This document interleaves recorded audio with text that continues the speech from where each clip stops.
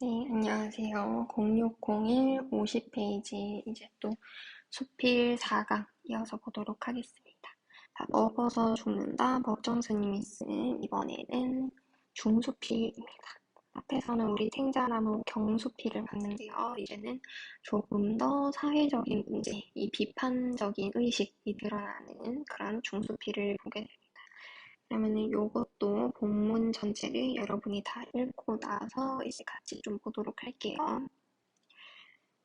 자, 다 읽었다고 생각하고 첫 번째 제목부터 보겠습니다. 이 글은 육식 위주의 식생활 습관에서 벗어나 합리적인 식생활을 하자라는 글쓴이의 주장이 담긴 중수필입니다. 우리의 식생활 현실을 새롭게 인식하고 독자들의 자기 성찰을 유도하려는 의도를 담고 있다. 자, 그럼 이제 볼게요. 자, 이제 첫 번째 문단. 여기에서는 음식적 간판들, 특히 뭐 흑염소집, 그리고 뭐 가든 숯불 갈비집 이런 식으로 이 육식하고 있는 이 육식이 많다라는 우리 지금 사회 현실에 대해서 얘기를 하고 있습니다.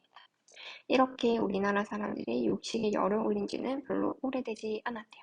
1960년대부터 이제 산업화, 도시화가 생기면서 우리의 식생활이 채식에서 육식으로 바뀌었습니다. 그런데 우리 한국인의 전통적인 체질을 고려한다면은 육식은 바람직하지 못하대요. 이제 그 이유에 대해서 자세하게 설명을 해주고 있습니다. 자, 이 제러미 리프킨이라는 환경운동가는 이렇게 얘기를 합니다. 지구의 개인의 건강, 지구의 보존 혹은 굶주리는 사람들 아니면 동물 학대 막기 위해서 반드시 이 고기 중심의 식생활 습관은 극복해야 한다고 역설하고 있다. 이런 강조하고 있다. 보면 됩니다. 그래서 이 환경운동가가 인용한 자료에 따르면 이 가축들이 곡물의 3분의 1을 이 사료로 먹고 있다고 합니다. 그리고 미국에서 생산되는 곡물의 70% 이상이 이렇게 또 모기로 사용이 된. 자, 초식 동물인 소가 풀이 아닌 곡식을 먹게 된 것은 우리 시대에 일어난 일인데 이런 사실은 농업의 역사에서 일찍이 없었던 새로운 현상이다. 자, 그래서 1파운드의 쇠고기를 생산하는데 16파운드, 16배죠. 그래서 곡식이 든다고 합니다. 그래서 이 고기를 만들 때마다 이 곡식이 너무나도 크게 낭비가 되고 있는 거예요.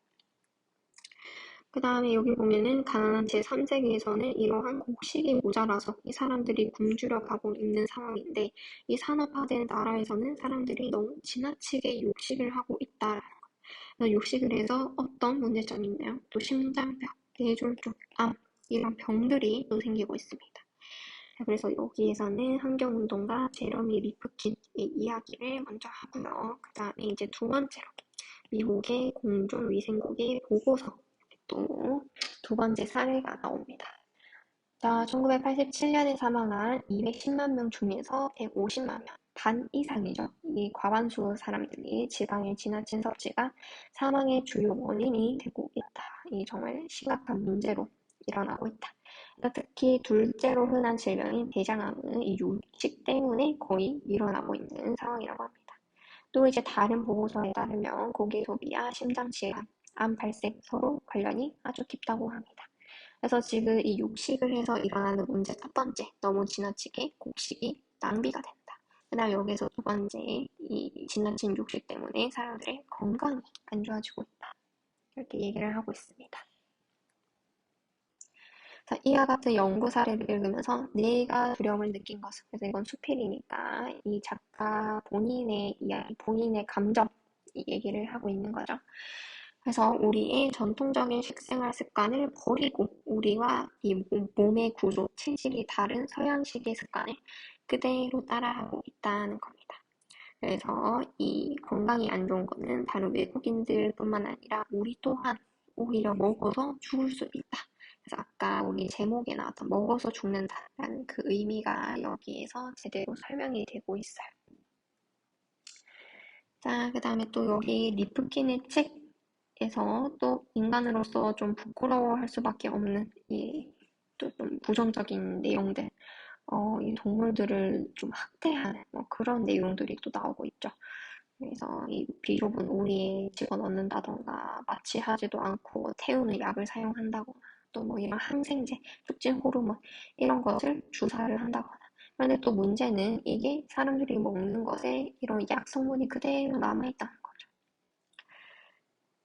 그래서 또 보면은 이제 문제가 되는 게 아까 이런 가축들이 많은 곡물이 먹는다고 했습니다. 그런데 그 곡물이 소비되는 양이 너무 많다 보니까 또 그 곡식을, 곡물을 키워내는데 뭐 제초제, 살충제 이런 거를 또 많이 쓰고 있대요.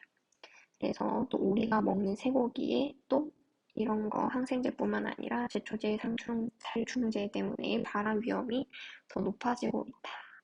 그래서 이제 마지막 문단에서 이 마무리를 하고 있습니다.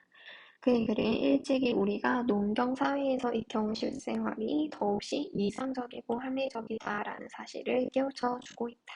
그래서 우리는 그릇되게 먹어서 죽는 어리석음에서 벗어나야 한다라는 주장을 하면서 글의 마무리가 되고 있습니다. 그러면은 요것도 이제 뒤에 표 간단하게 봅시다. 그러니까 욕심 위주에서 벗어나자. 합리적인 식생활을 하자. 그러면은 이 합리적인 식생활은 우리가 예전에 농경 사회에서 하던 채식 위주의 습관, 그것이 아주 합리적이고 바람직한 식생활이었다고 또 얘기를 했었습니다. 자, 그러면 이제 또 1번 한번 볼게요. 말하고 있는 내용이 아닌 것은. 자, 여기서 4번 보겠습니다. 이 87년에 사망한 150만 명은 이 지방이 지나친 섭취가 주요 사망 원인이었다. 이것도 맞는 말인데 이제 요것은 제러미의 그 보고서, 제러미의 책 이런 데에서 나온 게 아니라 지금 어디 보고서에서 나왔던 내용입니다.